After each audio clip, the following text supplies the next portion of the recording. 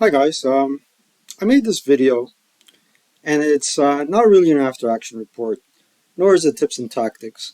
It's a bit of a discussion on starter kit. The age old question, I suppose. Um, to stack or not to stack. Now, before we go any further, I think this channel deserves a little theme song. So I've been working on it. Something really good. I mean, I know some folks have a flaming cube, others have a flaming ball. I kind of like trying to find something pretty good for the channel. Like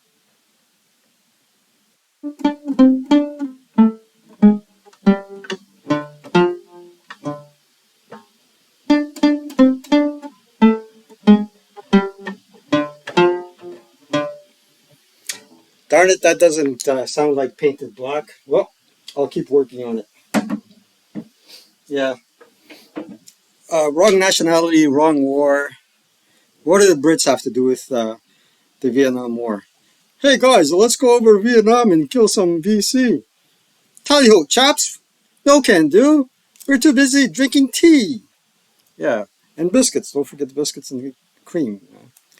Anywho, a long time ago, I was playing a fellow by Ben Steinberg, War of the Rats, starter kit 2. He did something very unusual. He stacked, of course, he was playing the Germans. Now, one thing I would like to make very clear, Ben is a nice guy. He has a heart of gold. He's a very smart fellow. He loves starter kit. And he also has a YouTube channel. I'm not sure if he still has it up. He does freelance stand up. So if you want to go check out his YouTube channel, go ahead and do it. I may have subscribed, and I'm not sure if he still has it up, like I said before, but support the fellow. Now, what he did was very unusual because most of his OB, after I did the usual setup, which was more or less, I strung my forces along this front here. He stacked all his forces literally mostly around this area of the map there. Now, I'm going to do a bit of a simulation because I didn't record the game. Uh, I'm going to do a bit of simulation as to what transpired. So as you can see, uh, in this game there is no concealment.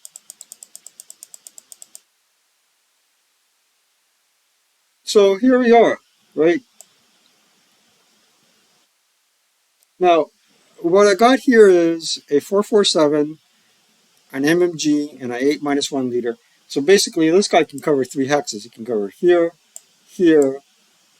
Uh, well, in terms of open ground, here and here are covered from here. So that kind of prevents some sort of a flanking attack, right? Somewhat. So Ben, good old Ben, stacked all his forces here, and he may have had a bigger stack than a more concentration of troops here than I could possibly imagine. I'm doing this from memory. And what I did for the Russian player is I gave all the support weapons to good order first line squads so they can use them properly, more properly than the conscripts that don't have a lot of movement factors. And as you can see, I'm pretty much covering everything, most of the open ground that I can. All right. So I set up first. I set up a string of forces like this, and then much to my surprise, here comes Ben stacking everything there. Was it a good strategy? Yes or no? To stack or not to stack? So let's go through the log and see what happens. Okay. Now I'm playing both sides, and I'm rolling. Why did I roll on the IFT? I think I was rolling for weather, but there is no weather in here. Anywho, when you go between ASL and StarKit, you sometimes, uh, uh, you know, uh, confuse things. But I think ultimately what I did was I rolled a normal morale check firing these guys to there. And I believe I got rate. Yeah. Great. 4 on the IFT. Right. So this is the fire from here to there. Now I'm rolling a 4 up 2. All right, let's go for it. Nothing. And there's the unit that actually fired. Now I'm pointing to Staller, and of course Staller, the 9-2 leader, he has a elite squad with a flamethrower there. I'm thinking I'm firing flamethrower at 12 plus 0, and typically I have no luck with flamethrowers. I roll a 10, which effectively eliminates the flamethrower, and it just results in a task check. Now I'm firing the inherent firepower at 16 up 1, and I got a 12. Now, to the best of my recollection, um, with this scenario, Ben was extremely more lucky than I did. He basically had wiped out all my forces around this area here, and he took this building and that building in 1 or 2 turns. At which point I said, I can't do much against that, right? But as you can see here, you stack, and you're basically using your forces. All your forces benefit from the leadership DRM. But if you're unlucky, like I was here to roll boxcars, then you're really in a jam. I know the Grizzlies are eliminated, but better luck next year, Memphis. We love you, and if you don't love Memphis, you can always come back to Vancouver. As a matter of fact, everybody can move up to Canada. What better place to live?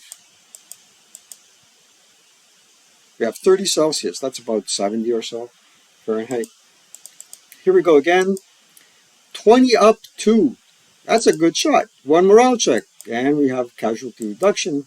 We cannot alarm any more than that, and there's no disruption, as far as I know, in starter kit. Great. Check that out. Now that is a 12 up 3, I believe. Clear air LOS. Yeah. 12 up 3, there we go. And that's nothing. So we just prep fire with very powerful stacks, a lot of infantry firepower. But ultimately, due to our luck, we don't got any. But now the Russian player is rolling back with 4 up 3, and he's getting good numbers. Rolled a 3 reps there. See that? 4 up 3. Rolls a 3, gets a 6, results in a normal morale check. Leader rolls a 9. Then I need a 9, 10, 10. They made it, but still, you can never underestimate luck with probabilities. All right, IFT again, 4 up 3. This time it didn't pan out. 2 up 2. Oh, we got a PTC. Task check, roll 12. More task checks. Nothing transpired from there. Here we go. A little bit more. And, oh, look, we got a couple of broken units here. Out of a 6 plus 3 attack, look at that, 6 up 3. So we rolled a 5 there, and we managed to get a 1 MC, pinned the leader, and broke the squads. 10-10. Wow. Wow. Let's move rather along. We route back. We didn't have to, but what's the point of staying there and getting DM'd again? Now it's the Allied turn, and we're prep firing. These guys did not succeed in rallying, and we just DM'd them again. These boys did not rally. No. Anywho, we're skulking a bit, and Valinov is coming to reinforce his building here. So that's another thing that is a downfall or a con against stacking.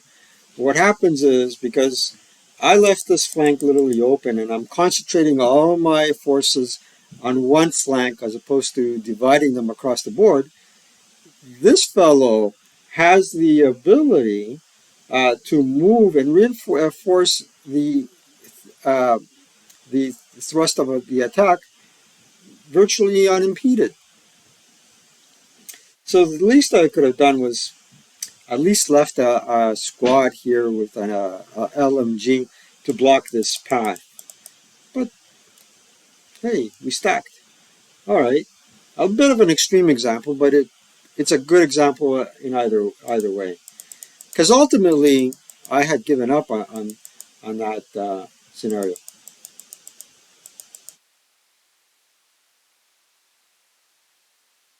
Here we go. Some exchange of fire, defensive fire from the German. Now, uh, the German player managed to break one support weapon, two support weapons actually.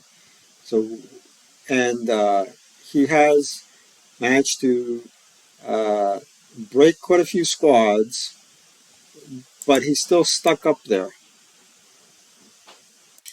Yeah. So we should be advancing rather along now. Routing,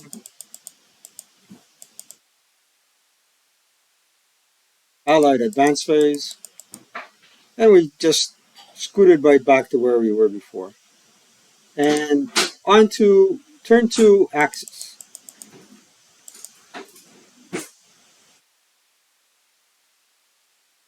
Right. Okay, I tried to repair that weapon. The LMG ultimately broke it with a 6. What can you do? Rally.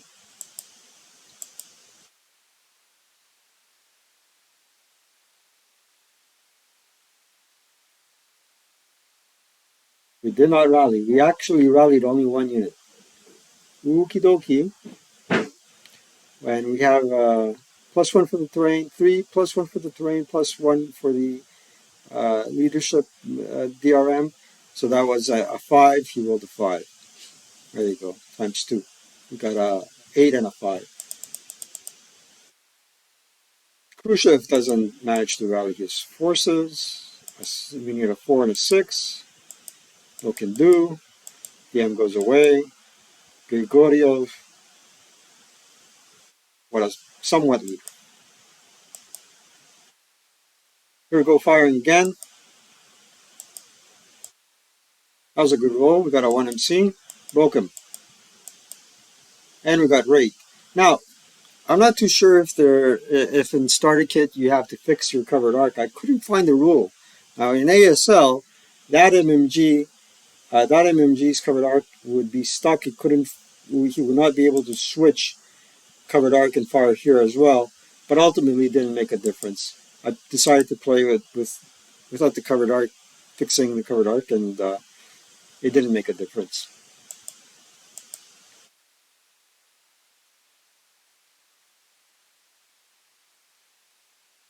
Now we're moving. We're deciding to move. So SK non-assault, 2 movement factors. We needed a 4 or less for to create smoke as per the SSR. As per the SSR in this game, in this scenario, your smoke factor is increased by 2. So you need a 4, not a 2, as it states on the counter. We level some smoke. We bring in the 548 with a DC charge. Replace the DC charge. And what's the reason why we didn't fire?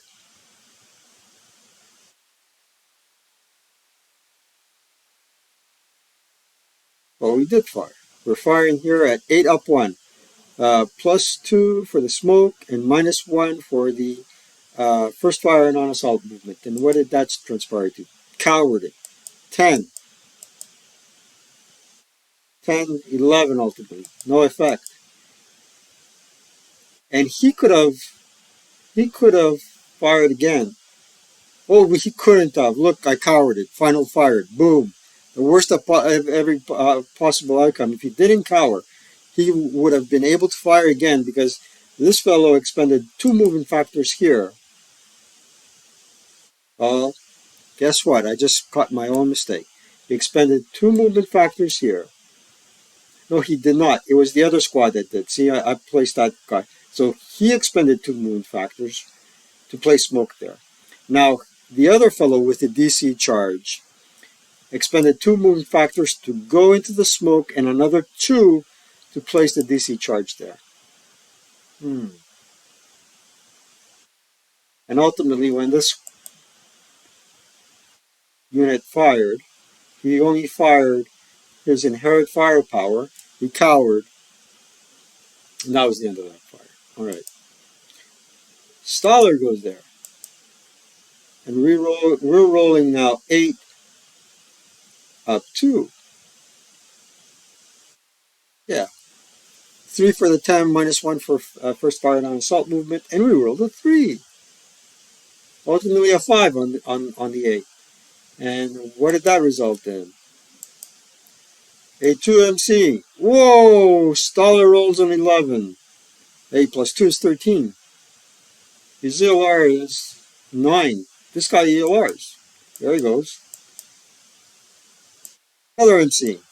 Break, break, break. Everybody breaks. That was a bit of an assertive attack. Now, you can't see these conscripts here. Ooh, here. But they're not that important. The action is all around here. Right. Here comes Brunner, 8-0.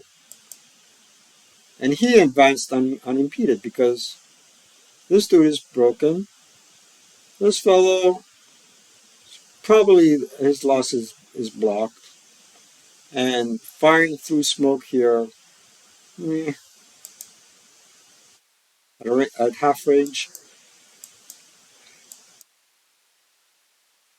I think this should have been I put it as a 4 up 0, but it in smoke is, oh no, it's defensive fire phase. Smoke is gone. That's why he waited. Um, I suppose. He waited until the smoke was gone, fired at 4 even as opposed to a 4 up 2 because smoke is inherent. That's right. Okay. He final fired, and we're asking ourselves, what the heck is going on? Corporal Curious fires at 30 plus 3. Oh, the demo charge. I rolled boxcars again. There goes the demo charge. And guess who has the other demo charge? This broken unit right here. Look him.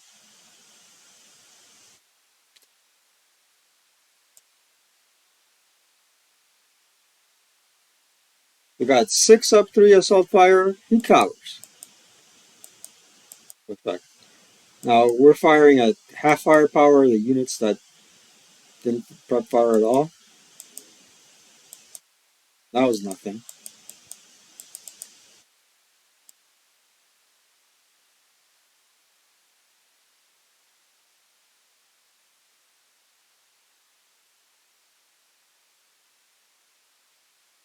No way to route an M5 without interdiction.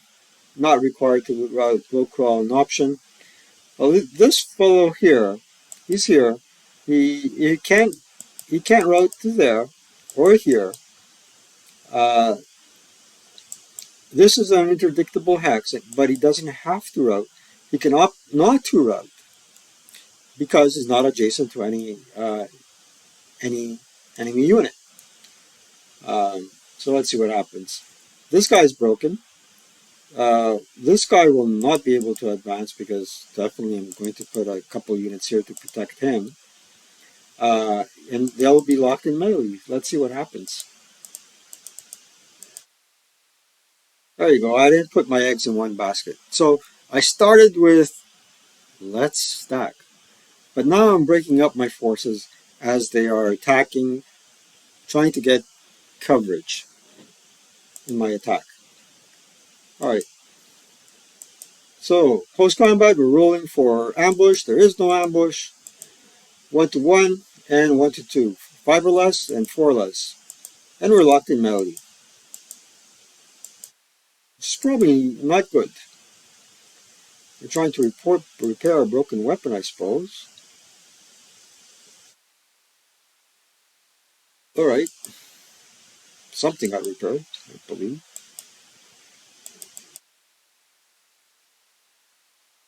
There's my soft rally. Didn't make it. Guy remains DM. This guy's DM should have stayed on. No, he rallied. He rallied with a 3. Oh, cool.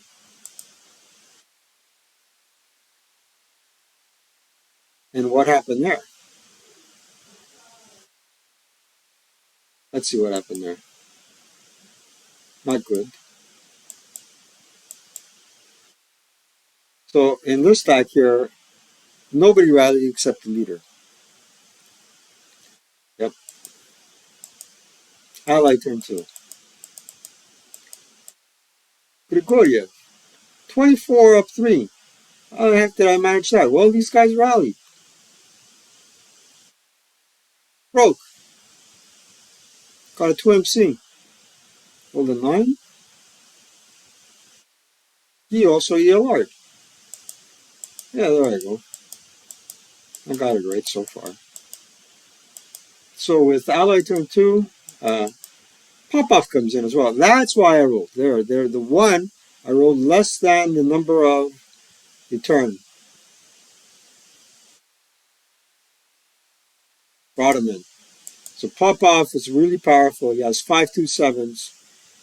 527s, they are hard nut to crack.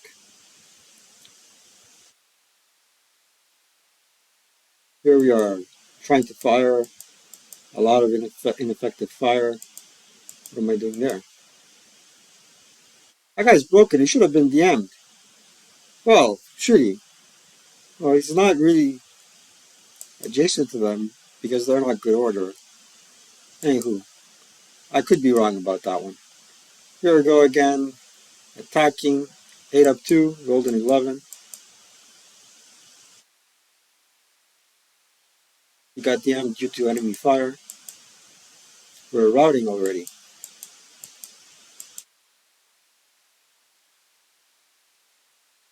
He's stuck. He cannot route in this direction. So let's see what happens. Can't see that guy, right? Okay. He low crawls back. That's fine. Now we put, look what we did. We put these guys in their path. This dude low crawled all the way down to here. He cannot be interdicted because this is cover. All good. Here we go up. But Daisy, close combat. Nothing there. You had a 1-2 and a 1-1.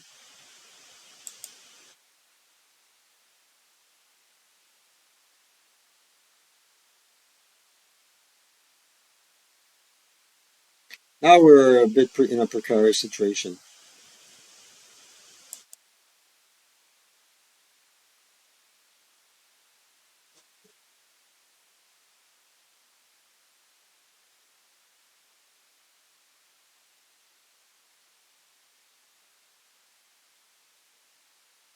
Let's see how that rally phase went. I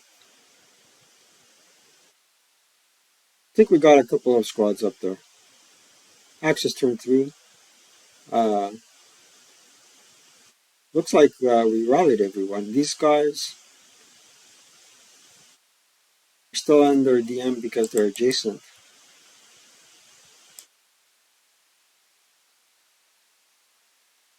16 up 3.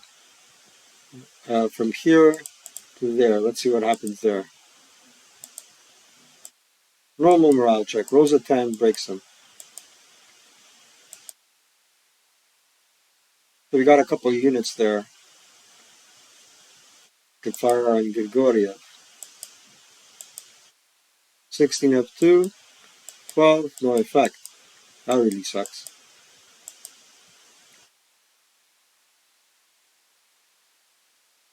Going for smoke. And we made it. Now we can fire an 8 up 2 plus 3 for 10, minus 1 for first fire non-assault movement. And we get an 11. A glorious and hopeful 11. Still rolling 4 up 2 here and there. Check the LOS. Determined the firepower was 12 up 2. This is a minus 1 leader. These guys bounce back. Mount Stone at cash check. And here's what how the situation unfolded. This fellow routes back there. He's outside of his normal range. Kaboom!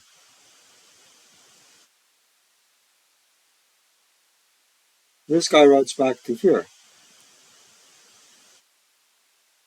There goes Axis turn 3. Oh, we advanced into close combat. And more close combat. So we have, look at these close combats. 2 close combats here and maybe there. What do we got there? I put one squad in there, and then I put another squadron leader here. So we got a 3-2 -1 situation here. Right? This is great. Not so great here. You know, the only thing about good about it is they have a -1 leader that can affect the outcome of the close combat. So we had a 2-1, 1-4.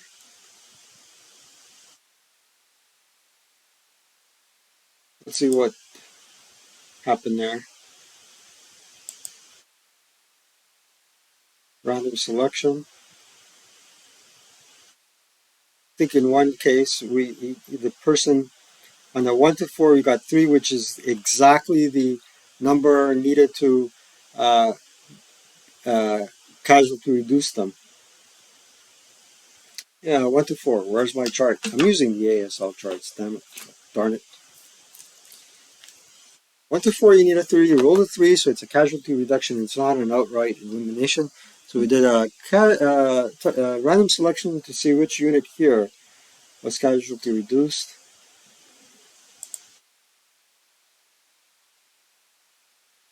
There you go. And here's our casualties so far.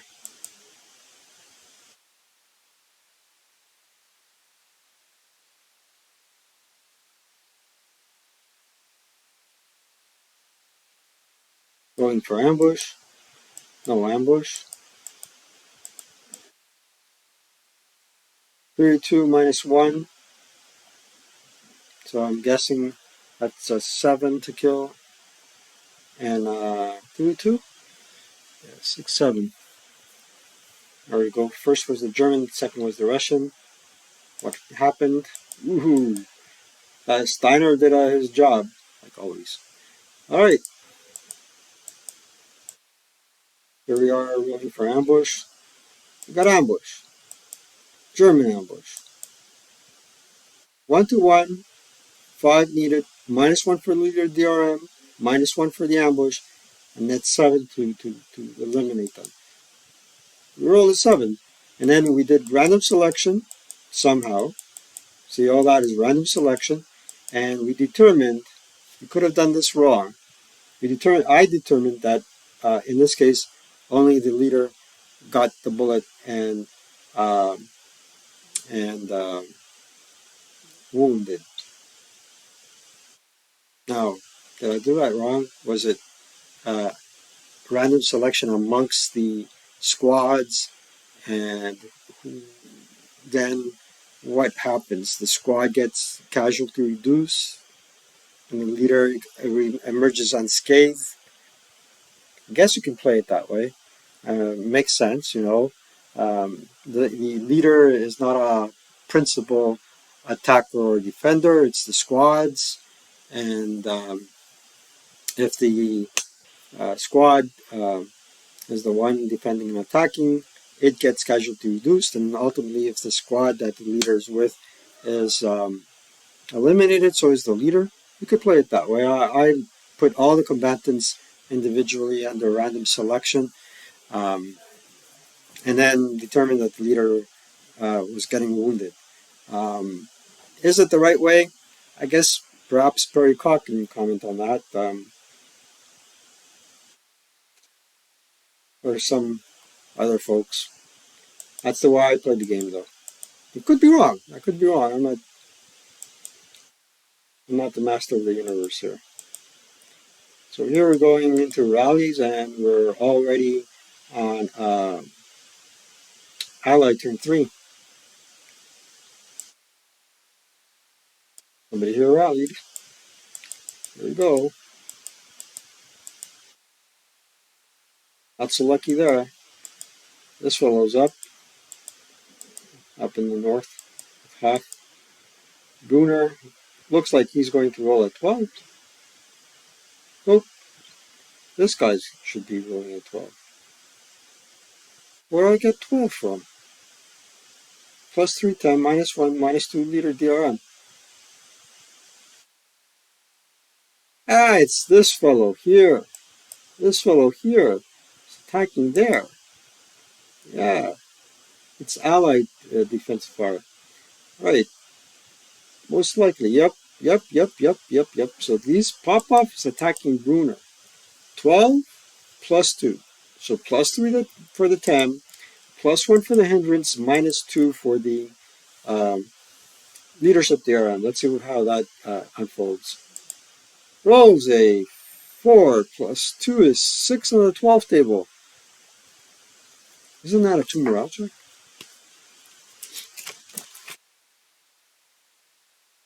Let's see, did I document it properly? Yeah, 2 morale check. Great. So, leader breaks. He rolled a 12. He should ELR. He did ELR. And I think somebody ultimately made it. Pretty nifty. Yeah. So he prep fired. Could have fired into the melee hex. So usually that's what I do, but you know, I didn't want to complicate things. 8 up 2. Rolling up there, rolling to Steiner. 6 up 3. No effect. Now he has an 8 up 2, I believe. Well, then exactly an 8. Plus 10, plus 2 makes a 10. No effect.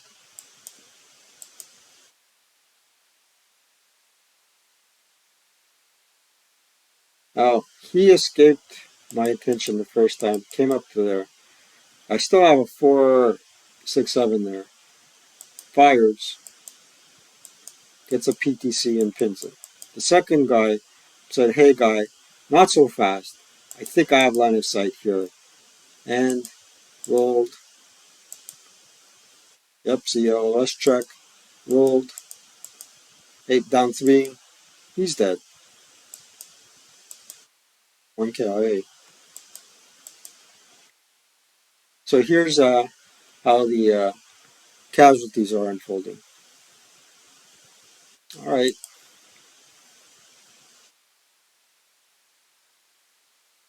Now it's defensive fire for the Germans. Rolling like a stormtrooper, as my late buddy used to like to say. Can't hit the side of a barn. Look at that. 11 and 10 IFT.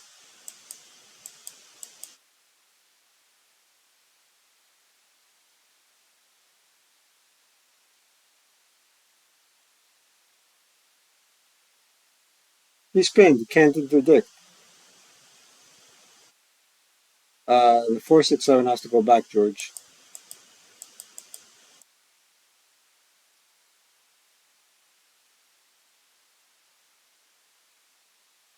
I don't think that's a legal route. I think you got to go there or there. Yeah. I kind of thought about that. Yeah, there you go. One at a time. One at a time. Popov advances. You know, 8 up 3 against a 9 minus 2 leader. What harm could possibly be done? Well, look at this dude though. At that point, this fellow here has a 16 up 2 against him. And big deal, we advanced another squad into the melee here.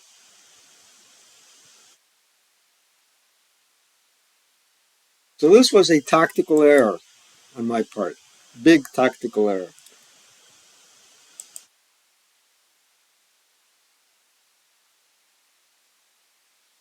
Rolling again for, and some side just always gets exactly the kill number. And we're talking about casualty reduction only. This melee is indicative of what actually took place in Stalingrad. A war of attrition, house to house fighting, and it was I kill you, you kill me, and gradually the casualties mounting. They call it War of the Rats. Random selection again. This time it was a Russian squad that casualty reduced. Here I am pointing for my self rally. I don't think he made it.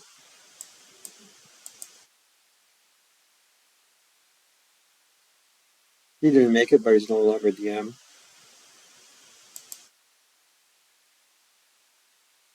Axis, third floor. So here we are with an 8 up 2. Why is it an 8 up 2 though? It should be an 8 up 3.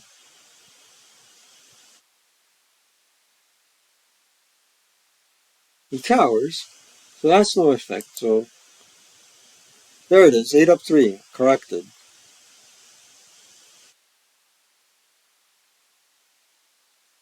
8 up 3, cowers to 6. 6 up 3, 6 on the 9.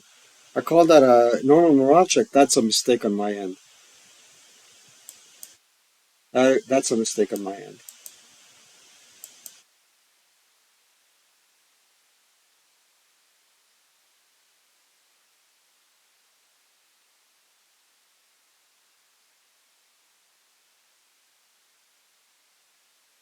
That's a complete mistake.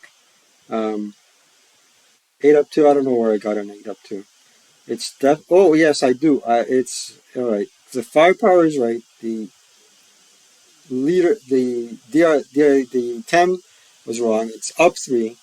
I corrected it, and then I said 6 up 3 goes to a 7. Yeah, 7. Yep, normal morale check. I'm not right. Rewind. I rolled doubles, 4. Uh, the firepower is 8. 3 for the 10. My total roll is a 7. And 7 on the 6 table is a normal morale check, which they all passed. But now, with this stack, let's see what this stack is going to do to poor Popov. Now that's a 16 up 2. So I rolled a 7. And that's a 2 morale check. 8 plus 2 is 10. This guy breaks. The fellow below him breaks. And he also breaks. I think they also real hard.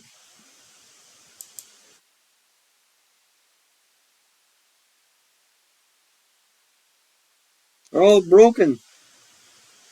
And guess what? He can't route here. He can't route there.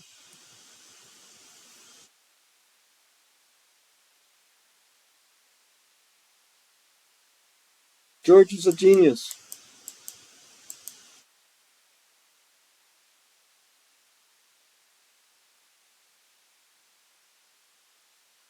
Now we're trying to get him out of the way. Doesn't So we had an 8 up 3 and 8 up 2. Now we have a normal roll check. Dude pins, squad breaks, and casualty reduces.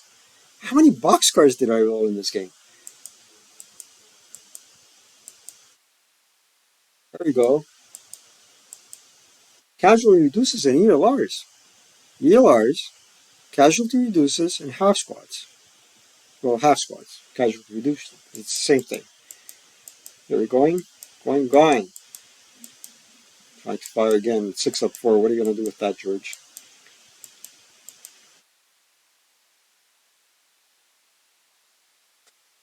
And route phase, these guys are gone for failure to route. They couldn't route there. They cannot route here, here, here.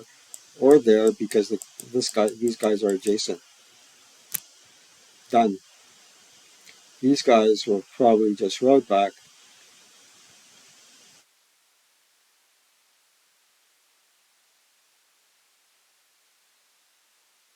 Khrushchev, that dude is the end. We have a little bit of a close combat.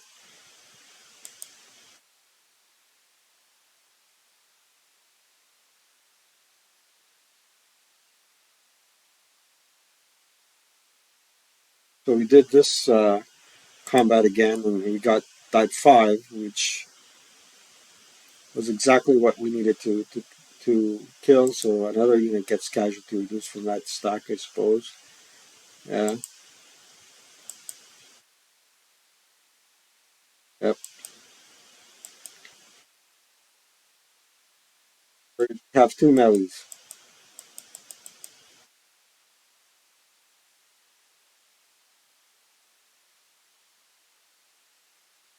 I don't know why I removed his DM. He should have been still DM'd.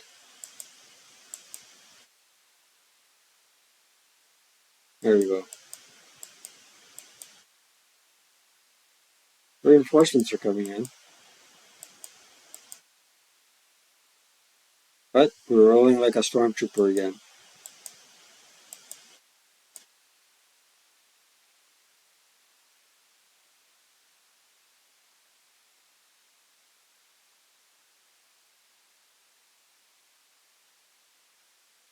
We're pretty safe with the routes.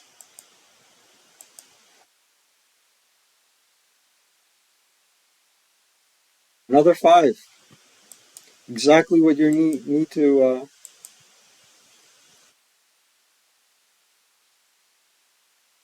I think Gregoria finally bit the bullet here.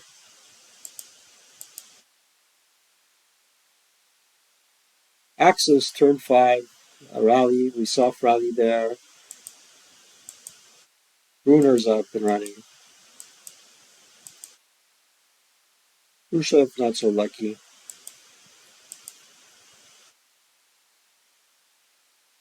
We're preferring 8 up 3.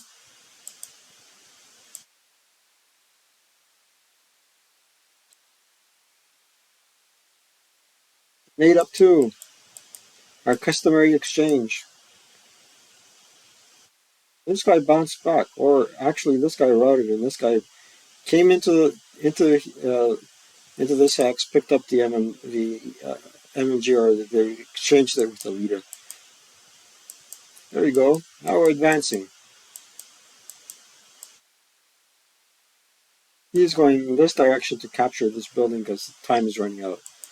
We're hoping to eliminate Valinov, eliminate this guy, this fellow here, and possibly win the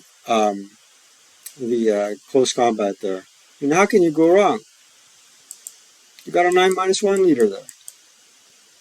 There we go, something on the I-15.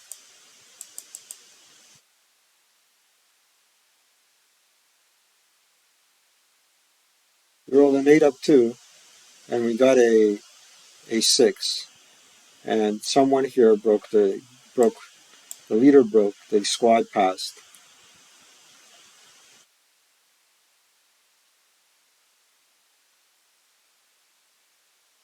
Here we go to route phase.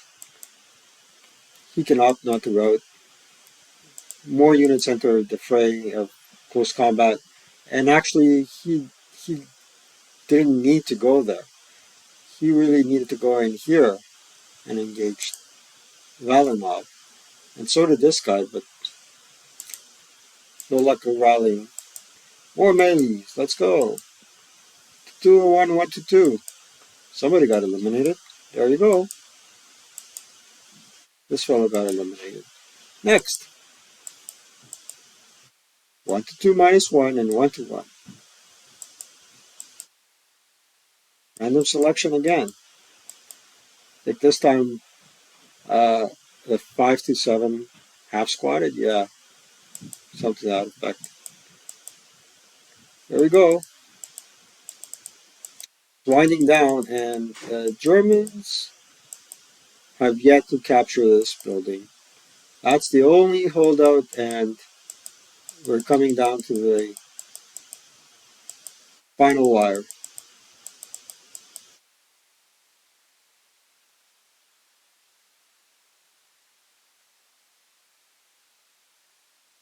Valenov retreats to hopefully get this guy up and at him.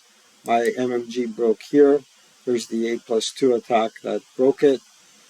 Right, and close combat. It was another case of casualty reduction, but this in this stack here, the Russians are gradually being bled. More exchange of fire, trying to rally here and there. It's prep fire. Come on, George. It's the last turn for the Germans.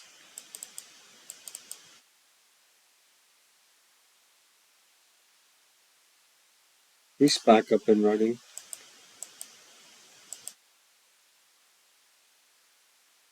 Why am I yawning, man?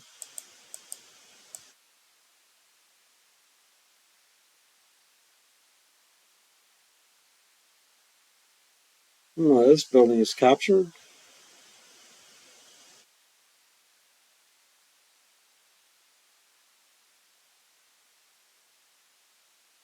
This dude is pinned. This guy is broken. This guy's in there, but what good will he do?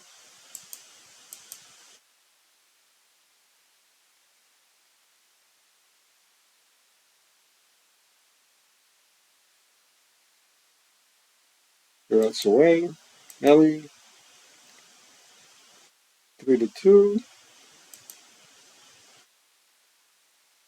Another random selection. We got Grigoriev out of there.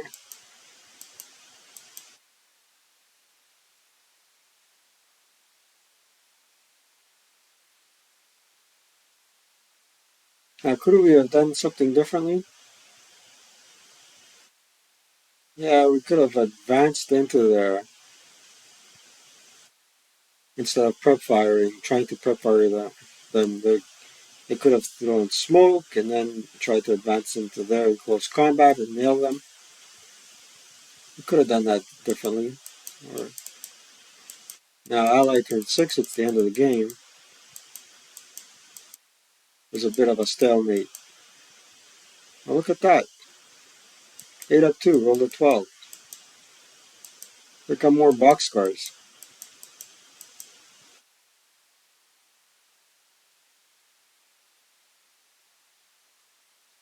Here we got a broken unit.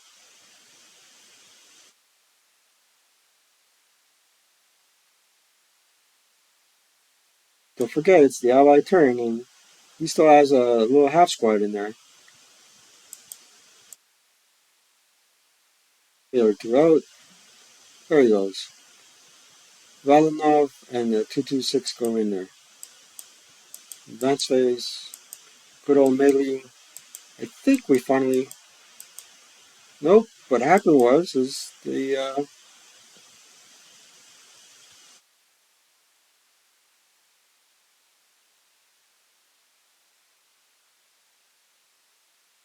check that out. The German player rolled an 8, and the Russians ultimately rolled a 3.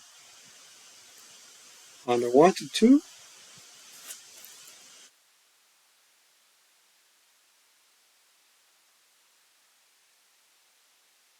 we had a 3-2 -1.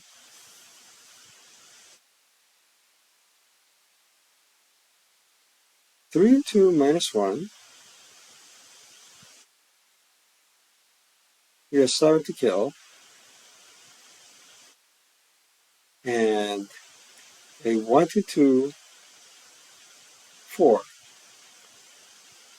So it must be in the Russian we did a 4. We rolled a 3. So what happened there?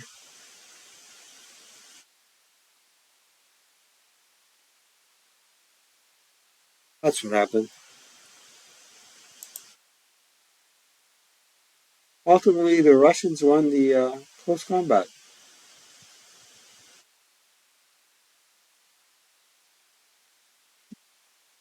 Well enough advanced into the building at the last time. This is definitely not under German control. So we got 2 out of 3 objectives. Luck was different. Things could have been better. As you could see, at times boxcars popped up like hail in a thunderstorm, and that's how it looks. I hope you enjoyed uh, this video. And the moral of the story is, coming back to our original theme, is that sometimes stacks do work, and sometimes they don't. Now, should you or should you not stack? I would say it depends on the circumstances. It also depends on how your opponent set ups. But ultimately, if you are stacking, you do have killer stacks, killer firepower. At the same token, you're putting your eggs in one basket. So, if your opponent is lucky, things may not turn out so well. If he's not lucky,